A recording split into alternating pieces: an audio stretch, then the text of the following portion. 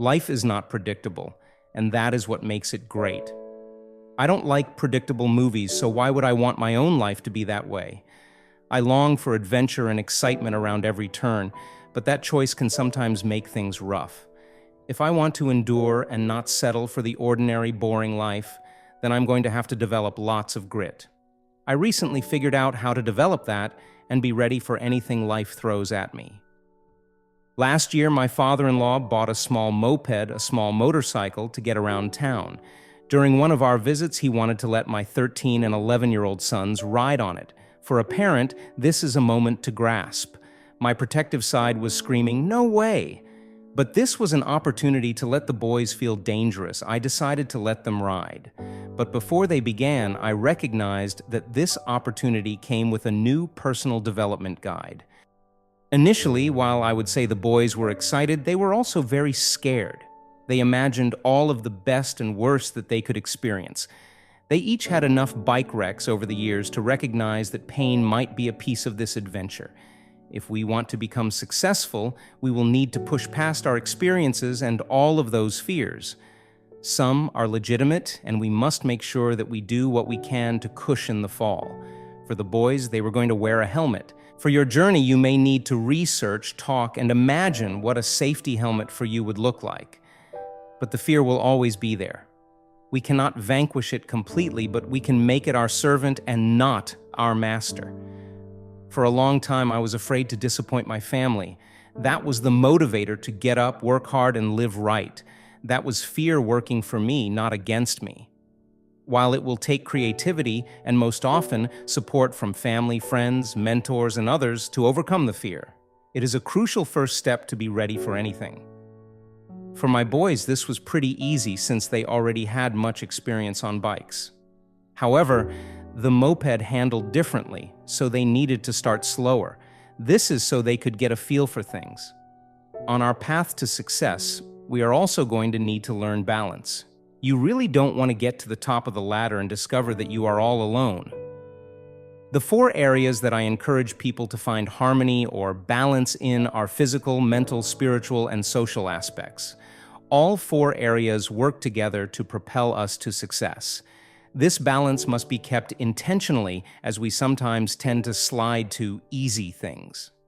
A runner will slide away from free weights, though he knows that building up the core muscles will help him to be a better runner because he enjoys running more. Okay, back to the story. So the boys quickly understood how to go and miss potholes, as well as obstacles. It only took a few jarring hops to build that lesson into their psyche. But sometimes the obstacles could simply not be avoided, so they needed to stop. They needed to learn how to brake. On this sojourn of success, we also need to learn how to brake. This will require us to stop and breathe, pause, and consider. Our world moves us at a fast pace, but if we don't stop once in a while and enjoy life, we will eventually wear down. Face it, when machines wear down, they are set up for disaster. Human bodies are even more fragile. Yes, we can go on for a duration of time with no issues, but we must stop to recoup what we have expended if we still want to be ready for anything. To miss those potholes, the boys had to learn to steer. In our journey, we are going to face some intense challenges. We need to be ready for anything. How do we navigate through issues with work and life balance? How do we deal with workplace politics?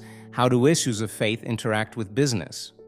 All of these and many others produce some gut-wrenching challenges. When we learn to steer correctly, we find partners. In the Army, we called them battle buddies. They kept us accountable and motivated us toward greater levels of success. Steering also requires us to have opinions and ideas based on our own values. I typically review my own values once a week and evaluate my life. It is amazing how often I break my own standards. So write down your values and strive to live by them daily. Even if the whole world thinks that you are wrong, if you live according to your values, you will be able to sleep soundly.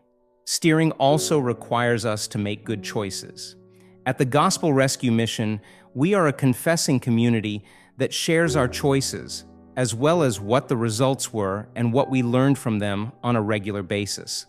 I prefer to learn from the mistakes of others any day of the week since it hurts less. Many difficulties have been bypassed by hearing of the difficulties of another. My boys learned their lessons, but vision of grandeur eventually got to them.